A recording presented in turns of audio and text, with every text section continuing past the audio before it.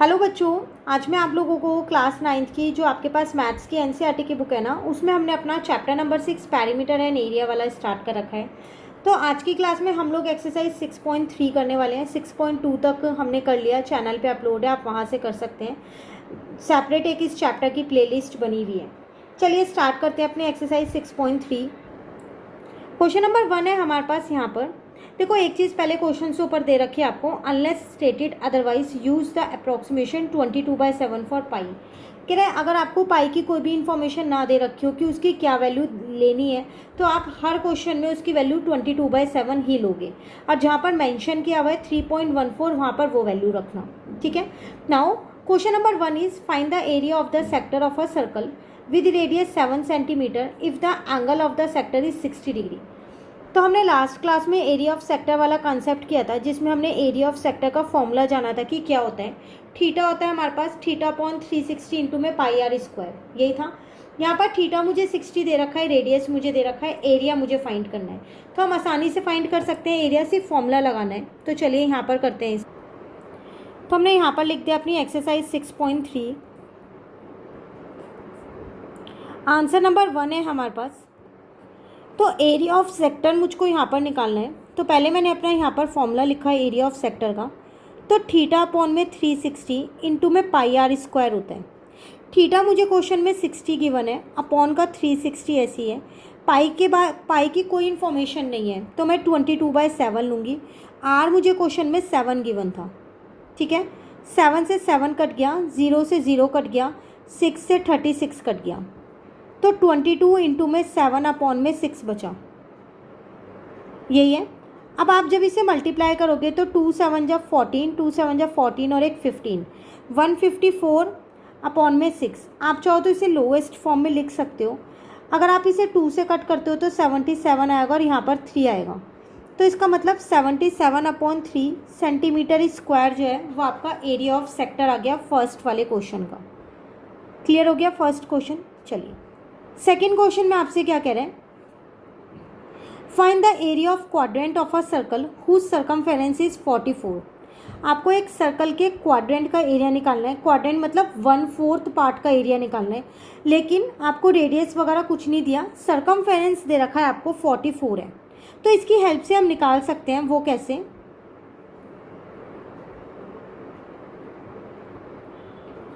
तो सबसे पहले जो मुझे यहाँ पर सर्कमफेरेंस दे रखा था वो मैं यहाँ पर लिख लेती हूँ। सर्कमफेरेंस मुझे क्वेश्चन में 44 सेंटीमीटर दे रखा है। सर्कमफेरेंस का फॉर्मूला होता है 2πr। तो इसको मैंने 44 के इक्वल रख दिया। इसलिए रखा ताकि मैं r की वैल्यू निकाल दूँ, क्योंकि ना मुझे एरिया ऑफ क्वाड्रेंट में r चाहिए। ठीक है, तो 2 ऐसी है, पाई की जगह 22/7, r ऐसी है और ये 44 ऐसी है। नाउ अब मुझे r निकालना है, तो 44 इंटू 7 और यहाँ आ जाएगा 2 इंटू 22। क्लियर है?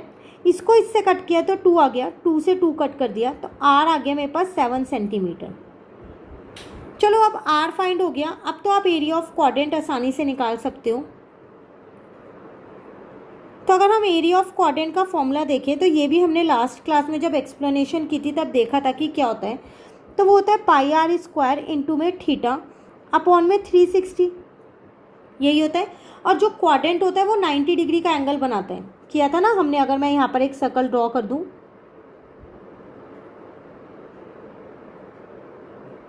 तो ये बन रहा था ना या 90 डिग्री। ठीक है, तो यहाँ पर हमारे को क्वेश्चन में थीटा नहीं देगा वो, ये हमें खुद से पता लगाना है कि थीटा कितना होगा। क्लियर? आर की जगह 7, क्योंकि मैंने अभी ऊपर फाइंड किया है। थीटा की जगह 90 और यहाँ पर आ गया 360। 7 से 7 कट गया, 0 से 0 कट गया, 9 से 36 कट गया। तो मेरे पास यहाँ पर कितना आ गया, 22 इंटू में 7 अपॉन में 4 आ गया। ठीक है, इसको 2 से काटा, इसको 2 से काटा, तो फाइनली 77 अपॉन में 2 आ गया। तो ये मेरे पास क्या आ गया, एरिया ऑफ क्वाड्रेंट आ गया। आप चाहो तो इसे डेसिमल में भी निकाल सकते हो। क्लियर है आपको क्वेश्चन नंबर 2? चलिए आते हैं क्वेश्चन नंबर 3 पे। इसमें आपसे क्या कह रहे हैं, the length of a minute hand of a clock is 7 centimetre, find the area swept by the minute hand in 10 minutes. पहले क्वेश्चन को ध्यान से समझिए।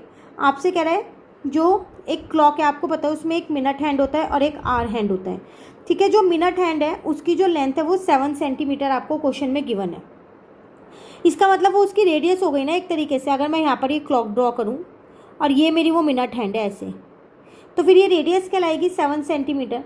मुझे यहाँ पर ये निकालना है कि जो ये मिनट हैंड है ये 10 मिनट में जितना भी एरिया स्वैप्ट करती है, जितना भी एरिया कवर करती है, वो मुझे यहाँ पर निकालना है। 10 मिनट्स में बताना है मुझे। क्वेश्चन क्लियर हो गया? चलिए अब इसको यहाँ पे करते हैं।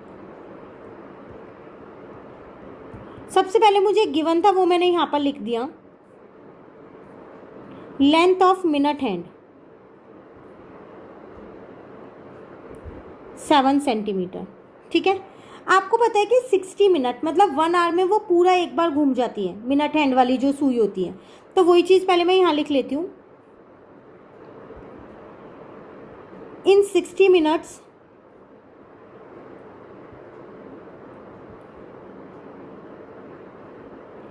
The minute hand swaps an angle 360 degree का, पूरा एक कंप्लीट एंगल बनाती है। मुझे 10 मिनट्स का निकालना है, 10 मिनट्स का ही निकालना है ना। तो 10 मिनट्स में कितना बनाएगी? तो इन 10 मिनट्स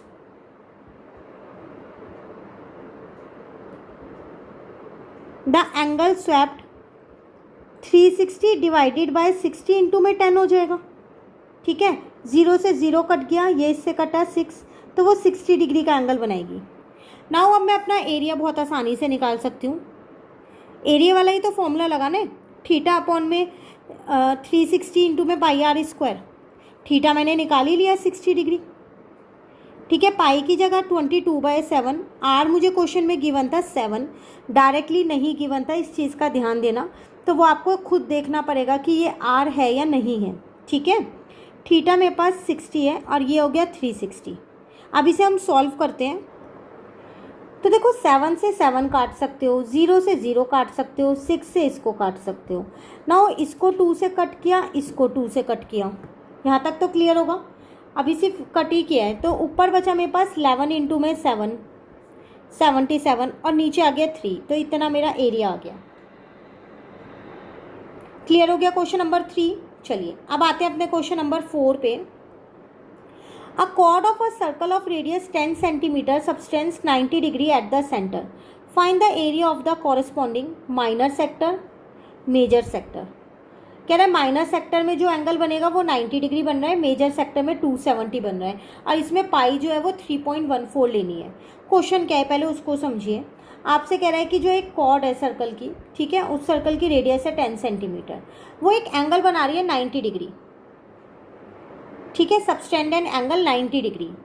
तो मैंने यहाँ पर अगर एक फिगर बना लूँ, ये है वो कॉर्ड, ठीक है, ठीक है। तो आपको ये पूरे सेक्टर का माइनर सेक्टर ये वाला और जो मेजर सेक्टर है मतलब जो ये वाला है इसका एरिया निकालना है। देखो माइनर सेक्टर का एरिया का फॉर्मूला आपको पता है, theta upon 360 into pi r square. Theta आपको 90 दे रखा है, पाई आपको 3.14 दे रखा है, तो आप निकाल सकते हो। अब बात आती है मेजर सेक्टर। तो मेजर सेक्टर का भी सेम ही फॉर्मूला होता है। जब हमने सेक्टर वाला फॉर्मूला किया था, देखो यहाँ पर हमने यहाँ पर ये सेक्टर वाला फॉर्मूला किया था, हमने यहाँ पर कहीं पर भी नहीं किया कि ये माइनर का है या मेजर का है। ये फॉर्मूला हम दोनों में यूज़ कर सकते हैं, बट दोनों के केस में थीटा चेंज हो जाएगा। जैसे इन्होंने यहाँ लिख के दिया, माइनर के लिए थीटा 90 है तो मेजर के लिए 270 होगा, तभी तो वो कंप्लीट जो है मेरा 360 बनाएगा। यहाँ पर अंदर अगर हमारे पास 90 है तो बाहर 270 होगा, है ना। तो दोनों के लिए हम सेम फॉर्मूला लगा सकते हैं यहाँ पर। तो आंसर नंबर 4 पे आ गए हम। सबसे पहली बात मैंने यहाँ पर एरिया निकाला माइनर सेक्टर का, तो वो मेरे पास है यहाँ थीटा अपॉन में 360 इंटू में पाई आर स्क्वायर। तो इस केस में मैं जो थीटा लेने वाली हूँ वो मैं 90 लेने वाली हूँ। पाई की वैल्यू मैं यहाँ पर 3.14 लेने वाली हूँ, ठीक है। क्वेश्चन में आर मुझे गिवन था 10, यहाँ से पॉइंट हटाया तो 100 आ गया। इन 2 जीरो से ये 2 जीरो कट हो गई, इस जीरो से ये जीरो कट हो गया, 9 से इसको कट किया 4 आ गया। तो 1/4 इंटू में 314 ये आ गया मेरे पास, ठीक है, इसका मतलब मैं इसको लिख सकती हूँ 314 अपॉन में 4, डेसिमल में अगर आप आंसर निकालोगे तो 78.5 सेंटीमीटर स्क्वायर आ जाएगा। तो ये आपका एरिया आ गया माइनर सेक्टर का। उसी तरीके से मैं यहाँ पर मेजर सेक्टर का भी निकाल सकती हूँ। तो अब हम यहाँ लिख देंगे area of major sector. Formula same ही लगाएंगे, थीटा अपॉन में 360 इंटू में पाई आर स्क्वायर। बस यहाँ पर थीटा चेंज होके 270 हो गया और ये 360 ऐसी है। पाई की जगह 3.14 ही है, पॉइंट हटा के 100 ले लिया और आर की जगह भी 10 है। तो ये 2 ज़ीरो से ये 2 ज़ीरो कट हो गई, इस ज़ीरो से ये ज़ीरो कट हो गई, तो 27/36 इंटू 314 आ गया। ठीक है ना, आप कट कर सकते हो आप इनको। जैसे अगर आप यहाँ पर देखो तो 9 3 जा 27 होता है और 9 4 जा आपके पास ये होता है 36। तो 314 इंटू में 3 डिवाइडेड बाय 4 आ गया। तो 3 4 जा 12, 3 1 जा 3 और एक 4, तो 942 आ गया और अपॉन में 4। फाइनली आपका आंसर अगर आप डेसिमल में निकालते हो तो ये आ जाएगा। क्लियर हो गया? तो ये था आपके पास क्वेश्चन नंबर 4 जो हमारे यहाँ पर कंप्लीट होता है। अब आते हैं हम अपने क्वेश्चन नंबर 5 पे। अब फिफ्थ क्वेश्चन में आपसे क्या कह रहे हैं यहाँ पर, अ chord of a circle of radius 15 centimetre subtends N angle of 60 degree at the centre of the circle. आपको एक सर्कल दे रखा है, उसमें आपसे कह रहे हैं कि 15 सेंटीमीटर उसकी रेडियस है आपके पास, ठीक है, और वो 60 डिग्री का एंगल बना रहा है। Find the area of the corresponding minor and major segment. ध्यान रखना सेक्टर नहीं है, यहाँ सेगमेंट है ऑफ द सर्कल। पाई इतना यूज़ करना है और √3 इतना यूज़ करना है। अब आ गया आपके पास यहाँ पर सेगमेंट का क्वेश्चन। आपको याद होगा जब हमने ये सेगमेंट वाला कंसेप्ट किया था तो इसमें हमने कोई फॉर्मूला नहीं किया था। मैंने आपको बोला था कि जब क्वेश्चन आएगा तो उसी में हम बताएंगे कि किस तरीके से इसको निकाला जाएगा। ठीक है ना, चलिए अब वो वाला क्वेश्चन आ गया है फाइनली, क्वेश्चन नंबर 5। तो यहाँ पर कर लेते हैं उसको।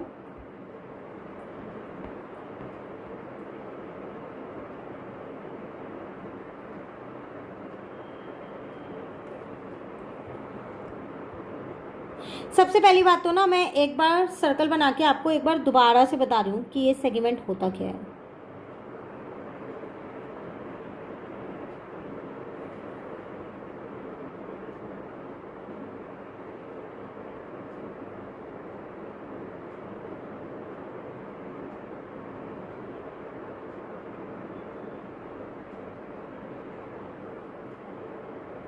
ठीक है, मैंने ये बना लिया, ये मेरा सेंटर है O। यहाँ पर मैंने ए बी नाम दे लिया। अब क्या क्या मुझे क्वेश्चन में गिवन था, ये रेडियस मुझे क्वेश्चन में गिवन है 15 थी, ये भी 15 थी।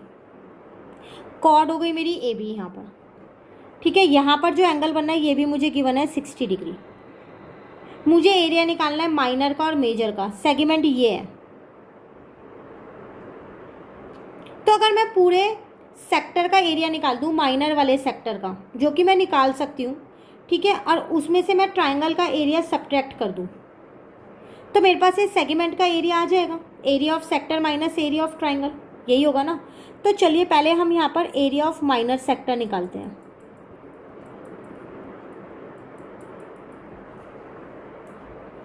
तो वो मेरे पास होता है थीटा अपॉन में 360 इंटू में पाई आर स्क्वायर। तो थीटा मुझे क्वेश्चन में गिवन था कितना, 60। ये 360 ऐसी है। पाई की जगह क्वेश्चन में गिवन है 3.14 ही लेना है। नीचे डेसिमल हटा के 100 ले लिया। आर की जगह 15 आ गया। नाउ 0 से 0 कट गया, 6 से इसे काटा 6 आ गया। तो 314 इंटू में 15 इंटू में 15 और डिवाइडेड बाय हो गया मेरे पास 600। अब मैं इसको सॉल्व कर सकती हूँ, ठीक है ना। तो हम क्या करेंगे, 314 को 2 बार उसको 15 से इंटू कर देंगे और उसमें डिवाइड कर देंगे 100 से। तो मेरे पास जो एरिया आ जाएगा वो कितना आ जाएगा यहाँ पर, 117.75 सेंटीमीटर स्क्वायर। चलो एरिया ऑफ माइनर सेक्टर तो निकल गया। अब अगर मैं एरिया ऑफ ट्रायंगल की बात करूँ तो देखो, in triangle A O B में अगर आप देखते हो तो आपके पास ओ ए जो है वो ओ बी के इक्वल है। जब ओ ए ओ बी के इक्वल है तो जो ये दो एंगल्स हैं, एंगल ए बी के इक्वल होगा। Reason, angle opposite to equal sides are equal, ठीक है ना। तो इसका मतलब एक 60 है तो ये बाकी दो भी 60-60 ही होंगे। Angle sum property of triangle से होंगे नहीं होंगे। तो मैं ये कह सकती हूँ कि ट्राइंगल ए बी सी जो है वो मेरा क्या है, एक इक्विलेटरल ट्राइंगल है।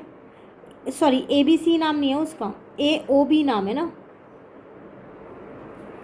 Is an equilateral triangle.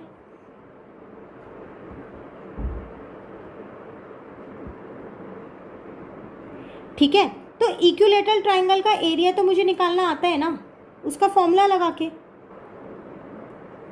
तो मैंने यहाँ पर लिख दिया area of triangle A O B is equals to √3/4 side का स्क्वायर। नाउ √3/4 साइड है मेरे पास 15 × 15। √3 की वैल्यू क्वेश्चन में गिवन है 1.73 लेनी है। देखो पहले से ही गिवन है क्वेश्चन में, ठीक है। जब आप सब सॉल्व करोगे तो 97.31 सेंटीमीटर स्क्वायर आएगा। एरिया ऑफ ट्राइंगल भी आ गया। अब हम अपना एरिया ऑफ सेगमेंट निकाल सकते हैं।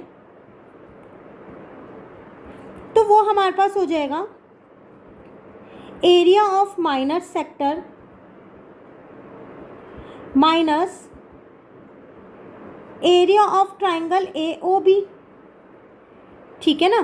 तो इसका एरिया मैंने कितना निकाला था, 117.75 माइनस 97.31। तो फाइनली मेरा एरिया आ गया 20.44 सेंटीमीटर स्क्वायर। एरिया ऑफ, इसको यहाँ पर ऐसा करो, सेगमेंट नहीं ना लिख के माइनर सेगमेंट लिखो। क्लियर। अब बात आती है, मुझे क्वेश्चन में मेजर भी निकालना था। देखो माइनर भी निकालना है और मेजर भी निकालना है। अब मेजर कैसे निकालेंगे, तो अगर मैं मेजर की बात करूं तो जो ये बाकी का ये वाला पोर्शन रह गया, ये मेजर सेक्टर है मेरा, है ना। तो अगर मैं पूरा जो ये मेरा एरिया ऑफ सर्कल है इसको निकाल लेती हूँ, जो कि मैं निकाल सकती हूँ πr² से निकाल सकती हूँ। अब अगर मैं इसमें से एरिया ऑफ सर्कल में से जो मेरे पास एरिया आया है माइनर सेगमेंट का वो हटा दूँ तो सारा मेजर का ही तो बचेगा, है ना। इसको हटा देती हूँ, इसको, तो ये बाकी सारा कौन सा बचेगा मेरे पास, मेजर वाला बचेगा। तो पहले हम क्या करते हैं, इस केस में एरिया ऑफ सर्कल को निकाल लेते हैं। एरिया ऑफ सर्कल का फॉर्मूला होता है πr²। तो 3.14 इंटू में 15 इंटू में 15 तो आ जाएगा 706.5 सेंटीमीटर स्क्वायर। नाउ अब आप अपना एरिया ऑफ मेजर सेगमेंट निकाल सकते हो। तो वो हो जाएगा मेरे पास area of circle minus area of minor segment. तो एरिया ऑफ सर्कल आपके पास है 706.5 minus area of minor segment आपने अभी निकाला है 20.44, ठीक है। बस दोनों को सब्ट्रैक्ट कर दो, 686.06 सेंटीमीटर स्क्वायर आपका एरिया ऑफ मेजर सेगमेंट निकल के आ गया। तो इनके कोई वैसे अलग से फॉर्मूले नहीं हैं दोनों के, जो फॉर्मूले आपने सीखे हैं उन्हीं से ही आप इनको भी निकाल सकते हो। क्लियर हो गया। ये था आपके पास क्वेश्चन नंबर 5। क्वेश्चन 6 हमारे पास है यहाँ। A car has 2 wipers which do not overlap. Each wiper has a blade of length 28 centimetre and sweeps through an angle of 120 degree. Find the total area cleaned at each sweep of the blade. कह रहा है एक car है जिसमें 2 wiper लगे हुए हैं जो ओवरलैप नहीं होते। आप सभी को पता होगा जो आगे फ्रंट में लगे होते हैं उसको बोलते हैं।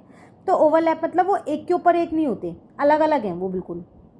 तो दोनों के आपको क्या दे रखे हैं, यहाँ पर लेंथ दे रखी है 28 सेंटीमीटर की है। तो आप ये कह सकते हो कि एक तरीके से ये आपको रेडियस दे रखी है उसकी।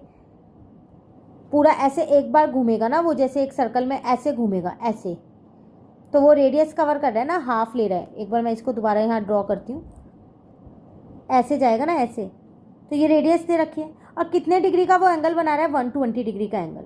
तो आपको टोटल एरिया बताना है जो दोनों वाइपर्स हैं टोटल एरिया कितना कवर करेंगे, अगर वो एक बार घूमते हैं तो एक बार स्वैप करते हैं तो कितना एरिया कवर करेंगे, वो आपको यहाँ पर बताना है। क्वेश्चन क्लियर हो गया? चलिए अभी स्टार्ट करते हैं इसका सॉल्यूशन। तो यहाँ पर लिख लेते हैं हम पहले अपनी एक्सरसाइज 6.3। आंसर नंबर 6 है हमारे पास।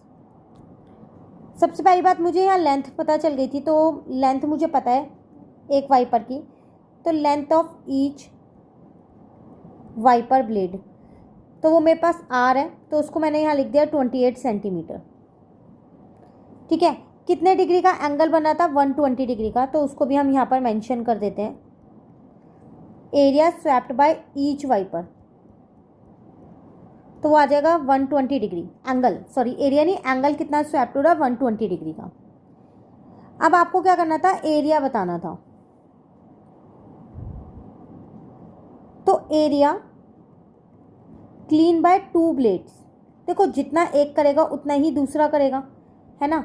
तो फॉर्मूला होता है हमारे पास पाई आर स्क्वायर इंटू में थीटा अपॉन में 360, लेकिन यहाँ 2 ब्लेड है तो इसलिए यहाँ पर हमने 2 से इंटू कर दिया। हमने एरिया ऑफ सेक्टर वाला ही फॉर्मूला लगाया, क्योंकि अगर आप यहाँ पर देखो एरिया ऑफ सेक्टर मतलब ऐसे हो गया ना, एक तरीके से ओवरलैप नहीं हो रहा ना यहाँ पर भी, और वहाँ पर भी हमारे पास क्वेश्चन में लिखा था कि जो 2 वाइपर्स हैं वो ओवरलैप नहीं है, एक दूसरे के ऊपर नहीं है, अलग अलग है।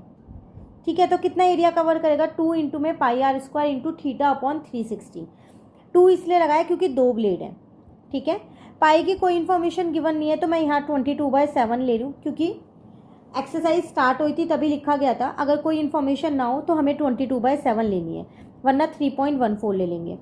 आर 28 था, थीटा था हमारे पास 120, और यहाँ आ गया 360। जो जिससे कट हो रहा है आप उसे कट कर सकते हो। मैंने इसको इससे कट कर दिया, 4 आ गया, 0 से 0 कट कर दिया, 12 से इसको कट कर दिया, 3 आ गया। अब देखा जाए तो कुछ और कट नहीं हो रहा, तो यहाँ पर आ गया 44 इंटू में 4 इंटू में 28, और नीचे आपके पास डिनोमिनेटर में बचा 3।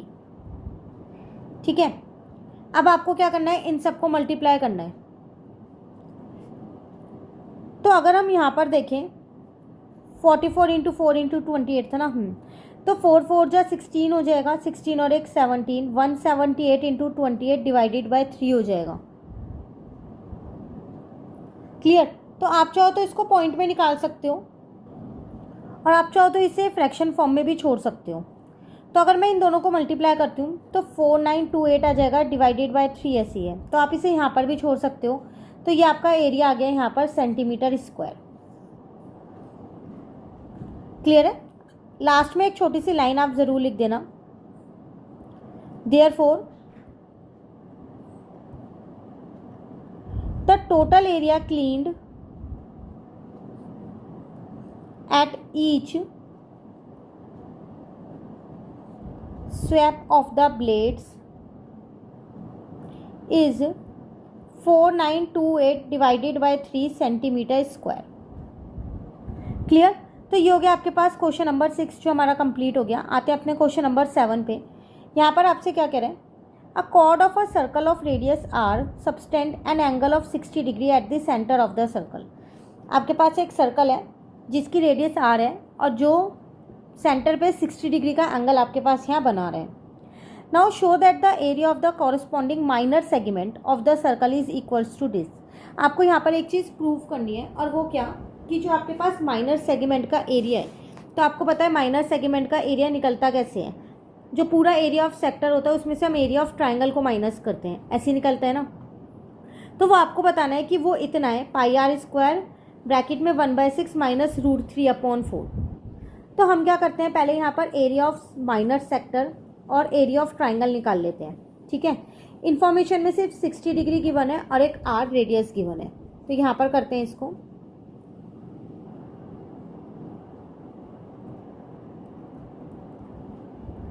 गिवन में हमारे पास रेडियस जो है वो आर है। एक सर्कल मैं यहाँ पर ड्रॉ कर लेती हूँ।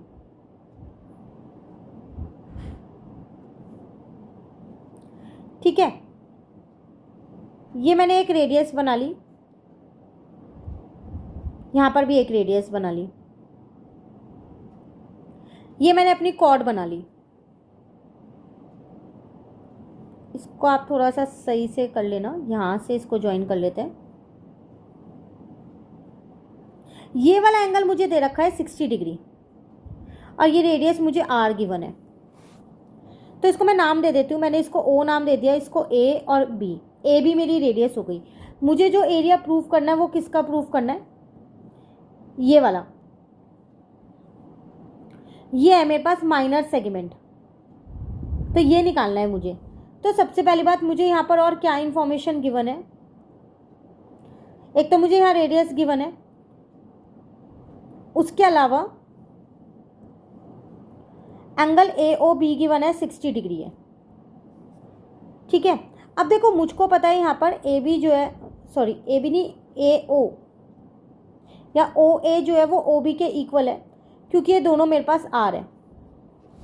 जब ये दोनों साइड्स इक्वल हैं तो ओ ए बी एंगल जो है वो एंगल ओ बी ए के इक्वल होगा। Angle opposite to equal sides are equal, तो angle opposite to equal sides are equal.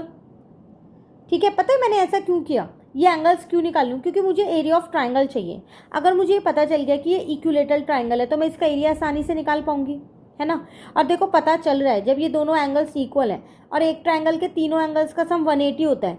Already एक तो मुझे 60 गिवन है ना, तो फिर बाकी दो भी 60 होंगे क्योंकि वो दोनों इक्वल हैं। तो इसका मतलब angle O A B is equals to angle O B A is equals to में 60 डिग्री होगा। तो हैंस यहाँ से एक चीज़ पता चल गई कि ए ओ बी जो है ना ट्राइंगल, वो एक इक्विलेटरल ट्राइंगल है, इज एन इक्विलेटरल ट्राइंगल।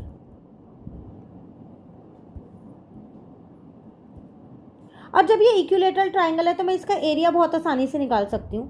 तो अब मैं पहले इसका एरिया निकाल लेती हूँ। तो area of triangle A O B, तो इक्विलेटरल ट्राइंगल का फॉर्मूला होता है √3/4 साइड का स्क्वायर।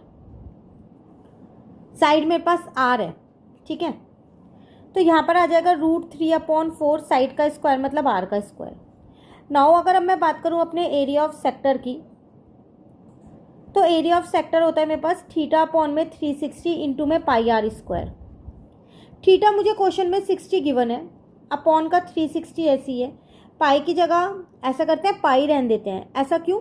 क्योंकि देखो जो आपको प्रूफ करना है ना, अगर आप ध्यान से देखो उसमें भी यहाँ पर पाई लिखा हुआ है ना, तो पाई की वैल्यू मत रखो आप, आपके लिए थोड़ा आसान हो जाएगा। पाई की वैल्यू रखेंगे तो कैलकुलेशन करनी पड़ेगी ना, और हमें प्रूफ में पाई चाहिए, तो पाई को ऐसे ही रहने दो। आर की जगह तो आर ही था, r² हो जाएगा। तो 0 से 0 कट हो गया ये यहाँ पर, ठीक है, इसको इससे कट किया 6 आ गया। इसका मतलब एरिया ऑफ सेक्टर आ गया πr² अपॉन में 6। नाउ जो मुझे एरिया निकालना था, एरिया ऑफ माइनर सेगमेंट, वो कैसे निकालेंगे हम? Area of sector minus area of triangle, ऐसे तो निकालेंगे। अब एरिया ऑफ सेक्टर मेरे पास आया πr² अपॉन में 6 और एरिया ऑफ ट्राइंगल आया था √3/4 r², यही था। अब मैंने क्या किया, यहाँ पर से r² को बाहर ले सकती हूँ, तो अंदर बचेगा पाई अपॉन में 6 माइनस √3/4, ये बचेगा। अब आप एक बार देख लो, आपको प्रूफ क्या करना था क्वेश्चन के अंदर। आपको करना है यहाँ पर, इन्होंने यहाँ पाई भी देखो कॉमन ले रखा है, बट √3/4 पाई तो अंदर ही रहेगा ना, क्योंकि एरिया ऑफ ट्राइंगल में तो पाई यूज़ नहीं हो सकता ना। तो यहाँ पर आपको जो प्रूफ करना होगा ये प्रूफ करना होगा। तो यहाँ क्वेश्चन में ही कहीं ना कहीं ये मिसप्रिंट है, ये आर जो है वो यहाँ अंदर, पाई जो है वो अंदर है, बाहर नहीं है, क्योंकि पाई तो हम कॉमन ले नहीं सकते, ट्राइंगल वाले एरिया में तो पाई होता ही नहीं है, इसीलिए। तो ये आपके पास क्वेश्चन, बाकी और आप अपने टीचर से एक बार इसे कंफर्म कर लेना, पर मैं आपको इसके अकॉर्डिंग प्रूव करा रही हूँ। क्लियर? चलिए, तो इसके अकॉर्डिंग हमारा यहाँ पर प्रूव हो चुका है, तो लास्ट में हम लिख देंगे यहाँ हेंस प्रूव्ड। क्लियर है?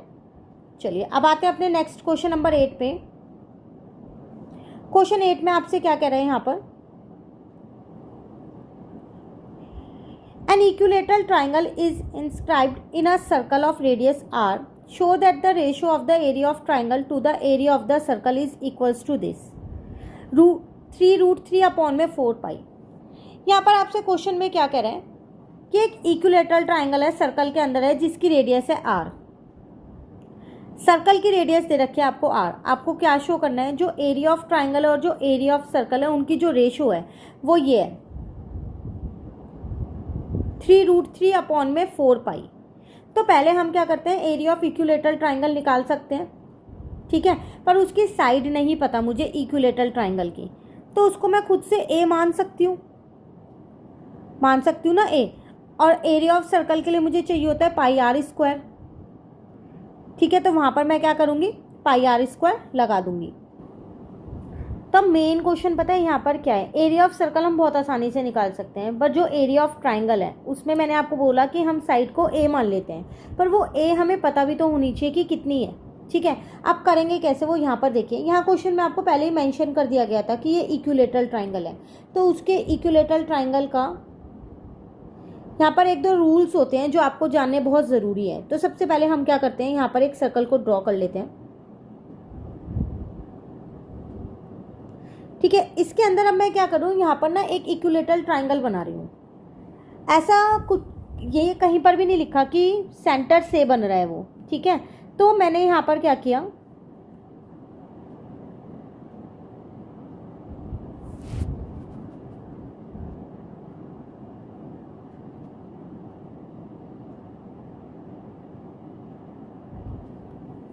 ये एक ट्राइंगल बना लिया, ये मेरा इक्विलेटरल ट्राइंगल है, क्लियर। ये मेरे पास है सेंटर, तो मैंने आपको बोला था हम इसकी साइड को a मान लेते हैं, तो वो हम लिख देते हैं, let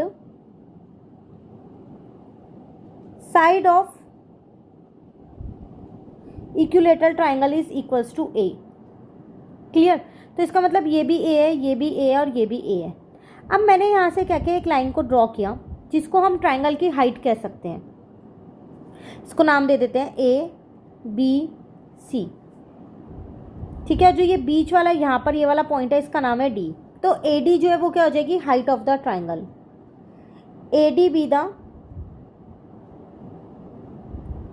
height of the triangle. तो देखो हाइट ऑफ द ट्राइंगल का ना अपना एक फॉर्मूला होता है इसका, इक्विलेटरल ट्राइंगल का। इसको मैंने AD को h मान लिया है, AD is equals to h।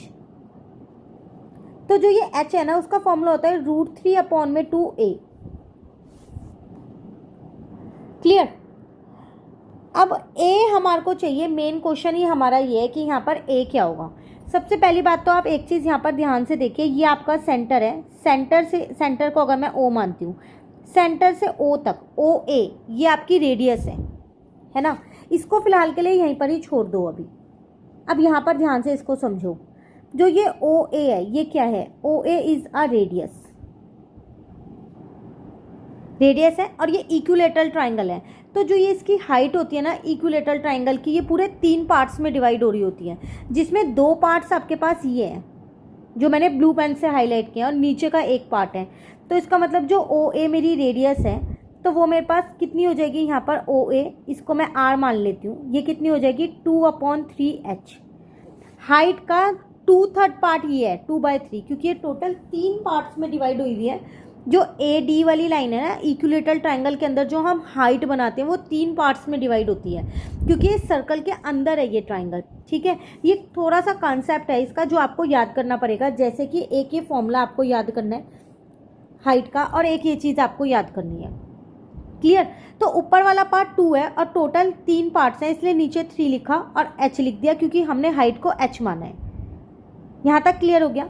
अब मैं यहाँ पर क्या करती हूँ, r is equals to 2/3h आ गया, तो मैं यहाँ से h की वैल्यू फाइंड कर लेती हूँ, तो 3r/2 is equal to h हो जाएगा, ठीक है। अब मैं h की वैल्यू को यहाँ पर पुट कर रही हूँ, तो 3r/2 is equals to √3/2a आ गया, 2 से 2 कट गया, 3r इज इक्वल्स टू में √3a आ गया।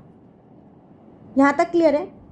यहाँ से मैं क्या करती हूँ, a की वैल्यू निकाल लेती हूँ r की फॉर्म में, तो वो हो जाएगा 3r/√3 is equals to a, ठीक है ना यहाँ तक। अब नीचे रूट है तो ये आपको पता है कि हम डिनोमिनेटर में रूट को कभी भी नहीं छोड़ते, उसको रैशनलाइज कर देते हैं।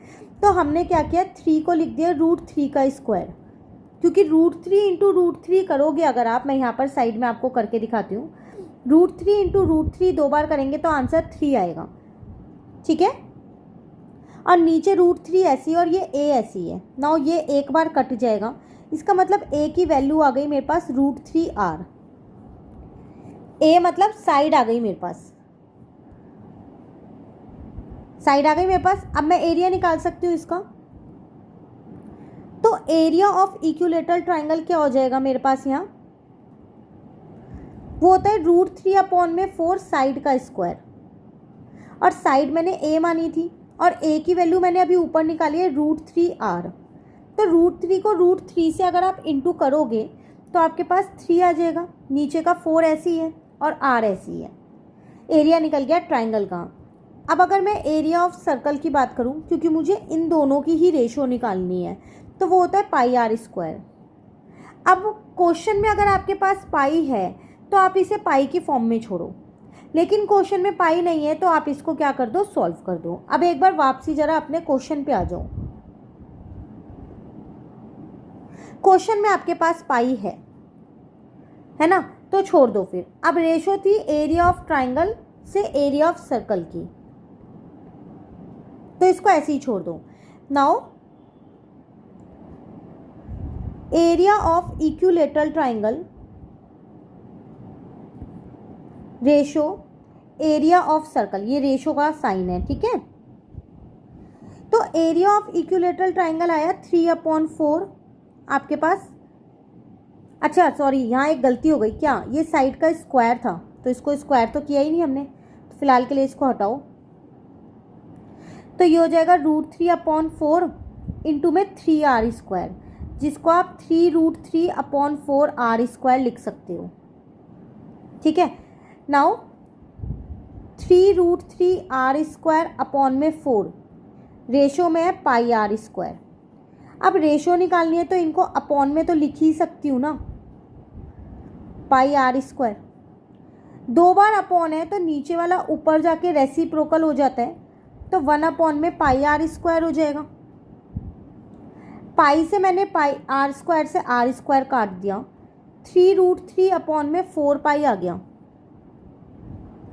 अब आप क्वेश्चन में देख सकते हो, क्या आपको यही प्रूव करना था। अगर हम अपने वापसी क्वेश्चन में आते हैं तो 3√3/4 यही आपको प्रूव करना है। क्लियर हो गया, बस आपको लास्ट में यहाँ पर लिख देना है हेंस प्रूफ। क्लियर, ये था क्वेश्चन नंबर 8। बट इसमें ये चीज़ का ध्यान रखिएगा जो आपको समझाया गया। एक तो ये फॉर्मूला जो आपके पास है ये काफ़ी इंपॉर्टेंट है, इसको आप कहीं पर लिख लीजिएगा। उसके साथ साथ यहाँ पर की जो हाइट होती है इक्विलेटरल ट्राइंगल की, उससे अगर आप रेडियस निकालते हो तो वो 2/3h आती है। क्लियर, चलिए आते हैं अपने क्वेश्चन नंबर 9 पे। इसमें आपसे क्या कह रहा है आप क्वेश्चन में, a square is inscribed in a circle of radius r। अब एक सर्कल के अंदर स्क्वायर है।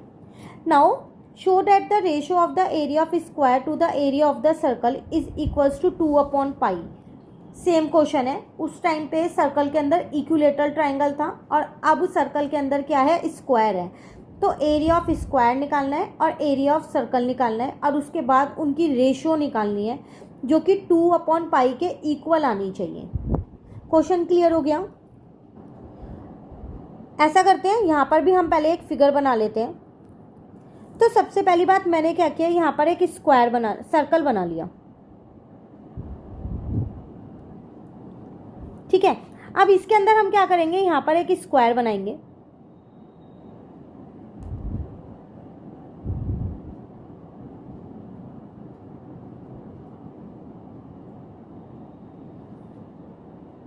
क्लियर, आप थोड़ा प्रॉपरली बनाना है, ये बिल्कुल अंदर बनाना है इसके कॉर्नर्स, ठीक है ना। नाम दे देते हैं हम इसको, हमको कोई इन्फॉर्मेशन नहीं गिवन थी, बस रेडियस गिवन है हमारे को, तो गिवन में मैं लिख देती हूँ, गिवन है radius of circle is equals to r। तो मैंने इसको नाम दे दिया a, b, c और d। तो a b c d given हो गया हमारा। a b c d is a square,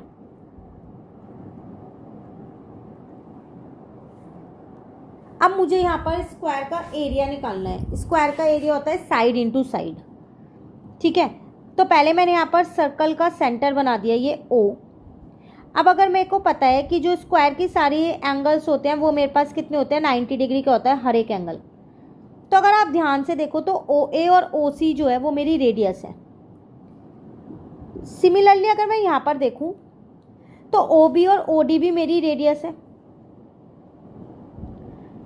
ना। तो ये भी R होगा, ये भी R है, ये भी R और ये भी R, ये तो मुझे मिल गया। अब मैंने यहाँ पर लिख दिया ABCD is a square, let side of square is equals to A। मैंने यहाँ पर उसकी साइड को A मान लिया, मतलब ये A है, ये भी A है, ये भी A और ये भी A है। एरिया होता है साइड इंटू साइड। तो एरिया ऑफ स्क्वायर कितना आएगा, फॉर्मूला होता है साइड का स्क्वायर, इसका मतलब A का स्क्वायर हो गया। अब जो A है ना वो मुझे R की फॉर्म में निकालना पड़ेगा। एरिया ऑफ सर्कल तो मैं आसानी से निकाल सकती हूँ, पाई R स्क्वायर। मेन है मुझे यहाँ पर जो एरिया ऑफ स्क्वायर है उसे R की फॉर्म में निकालना पड़ेगा, तभी तो वो दोनों R आपस में कट होंगे। और जो हमें ये प्रूव करना है 2/पाई, हम इसे प्रूव कर पाएंगे, है ना। अब चलो देखते हैं यहाँ पर हम साइड को R की फॉर्म में कैसे चेंज करेंगे। तो देखो, जैसे मैंने अभी आपको बताया था कि स्क्वायर का हर एक एंगल 90 होता है, तो ये वाला एंगल भी 90 होगा, ये पूरा एंगल 90 होगा, ये वाला पूरा एंगल 90 और ये पूरा एंगल 90। अब आप यहाँ पर एक ट्राइंगल ले लो बड़े वाला, इन ट्राइंगल ADB, ठीक है। एक बार मैं हाईलाइट करूँ, आपको पता चल जाए हमने कौन सा ट्राइंगल लिया है। ये वाला ट्राइंगल मैंने लिया, इसमें ना मैं पाइथागोरस थ्योरम लगा सकती हूँ ना, क्योंकि ये राइट एंगल ट्राइंगल है। तो पाइथागोरस थ्योरम के अकॉर्डिंग मेरे पास होता है h का square is equals to P square plus B square, और h जो है वो मेरी R और R है, जिसको मैं कह सकती हूँ BD का स्क्वायर है, ठीक है। P जो है वो मेरा AD का स्क्वायर है, और B जो है वो मेरा क्या है, AB का स्क्वायर है। तो यहाँ पर R प्लस R, ये तो 2R का स्क्वायर हो जाएगा, और यहाँ पर कितना हो जाएगा मेरे पास, AD मेरे पास A है और ये भी मेरे पास A है, A स्क्वायर, यहाँ आ गया 4R स्क्वायर, ये हो गया 2A स्क्वायर। 2 को मैं यहाँ पर ले आई नीचे और ये A स्क्वायर आ गया, इसको इससे कट कर दिया, तो A स्क्वायर की वैल्यू आ गई 2R स्क्वायर, और A स्क्वायर की वैल्यू तो चाहिए मुझे यहाँ पर। तो अब मैं अपना एरिया ऑफ स्क्वायर R की फॉर्म में निकाल सकती हूँ। वापसी लिख लो जरा एक बारी, एरिया ऑफ स्क्वायर हमने निकाला था A स्क्वायर, जिसको मैं लिख सकती हूँ 2R स्क्वायर। यहाँ तक clear. Now area of circle, अब क्वेश्चन हो गया है बस कंप्लीट। एरिया ऑफ सर्कल है हमारे पास पाई R स्क्वायर। अब रेशो निकाल लो, रेशो किस किस की निकालनी थी, area of square ratio area of circle. Area of square है आपके पास 2R square, area of circle है पाई R स्क्वायर, ठीक है। रेशियो निकालनी है तो इन्हें अपॉन में लिख सकते हैं ना, R स्क्वायर से R स्क्वायर कट गया, 2/पाई, यही आपको प्रूव करना था, हेंस प्रूफ। क्वेश्चन क्लियर हुआ। तो आपने दोनों क्वेश्चन में एक चीज़ नोटिस की, हमने जब इक्विलेटरल ट्राइंगल और स्क्वायर वाले क्वेश्चन किए हैं 8 और 9, इसमें हमने इक्विलेटरल ट्राइंगल का एरिया भी R की फॉर्म में निकाला और स्क्वायर का एरिया भी R की फॉर्म में निकाला, रेडियस की फॉर्म में। क्यों? क्योंकि क्वेश्चन में हमारे पास सिर्फ पाई है और एरिया ऑफ सर्कल में R ज़रूर होता है, पाई R स्क्वायर, तो वो R से R कट जाएगा। तो दोनों क्वेश्चन में आपको क्या करना पड़ेगा, जो साइड है ट्राइंगल की हो या स्क्वायर की हो, वो आपको R की फॉर्म में फाइंड करनी होगी। अब क्लियर हो गया क्वेश्चन। चलिए अब आते हैं हम अपने नेक्स्ट एंड लास्ट क्वेश्चन पे, देन हमारी एक्सरसाइज कंप्लीट हो जाएगी। इसमें आपसे क्या कह रहा है, a hexagon is inscribe in a circle of radius R। चलो फिर से एक यहाँ पर आपके पास फिगर है जो सर्कल के अंदर है, जिसका नाम है हेक्सागन। 6 साइडेड फिगर है वो एक सर्कल के अंदर, अगेन रेडियस R है। Show that the ratio of the area of hexagon to the area of the circle is equal to this. Again आपको यहाँ पर शो ही करना है, रेशो निकालनी है। तो एरिया ऑफ सर्कल तो आसान है, पाई R स्क्वायर। अब एरिया ऑफ हेक्सागन क्या होता है, 6 साइडेड फिगर है ये, तो 6 इंटू में साइड का स्क्वायर हो जाएगा, ठीक है। पर वो ये उसे R की फॉर्म में निकालना पड़ेगा, क्योंकि यहाँ सिर्फ पाई है, ABCD कुछ भी नहीं है ना। तो चलो अब वापसी इसमें क्या करते हैं, फिगर बनाते हैं।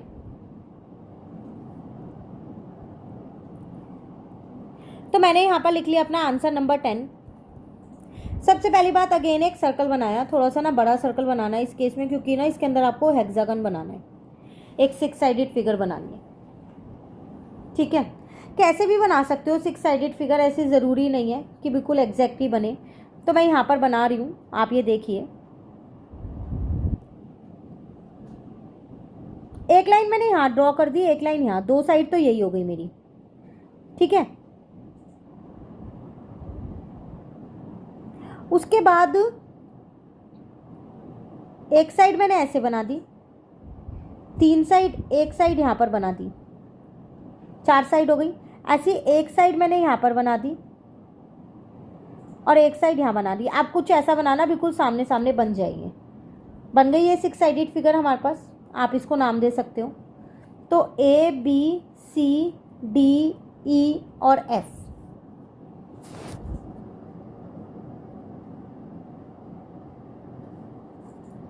ठीक है, तो मैंने यहाँ पर लिख दिया A B C D E F is a hexagon.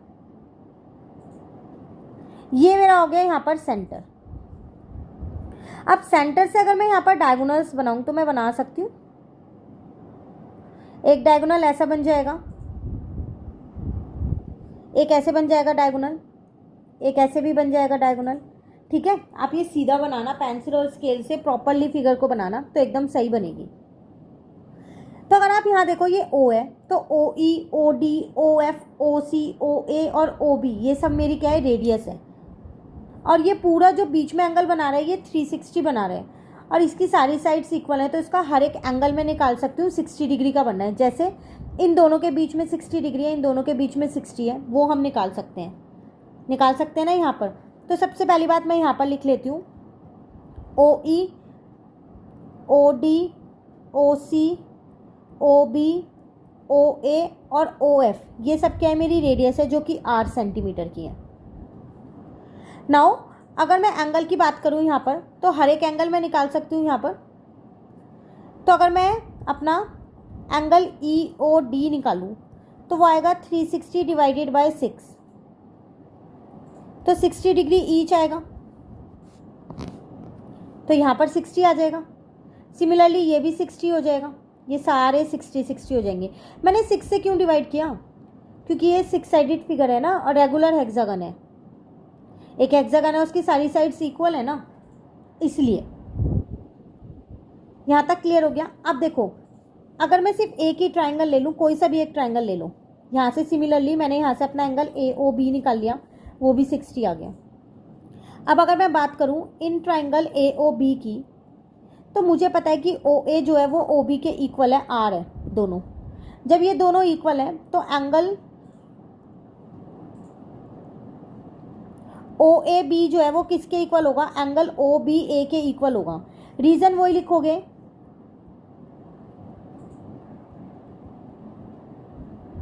Angle opposite to equal sides are equal.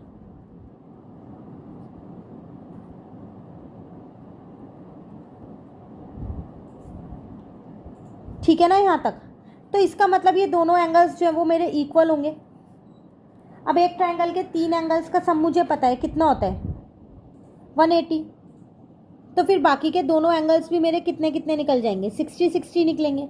तो इसका मतलब angle OAB is equals to angle OBA जो है वो 60 डिग्री निकलेगा। तो इसके अंदर हर एक ट्राइंगल जो बना हुआ है वो एक इक्विलेटरल ट्राइंगल बना हुआ है ना। तो triangle AOB is an equilateral triangle.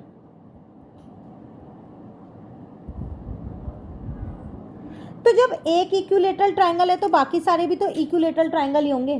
तो इस पूरे हेक्सागन के अंदर टोटल हमारे पास 6 इक्विलेटरल ट्राइंगल बने हुए तो हम वही लिख सकते हैं, hexagon ABCDEF is divided into 6 equilateral triangles. और अगर मैं एक ट्राइंगल का एरिया निकाल दूं और 6 से इंटू कर दूं तो मेरे पास हेक्सागन का एरिया आ जाएगा ना। और एक ट्राइंगल का एरिया मुझे आता है निकालना। तो एरिया ऑफ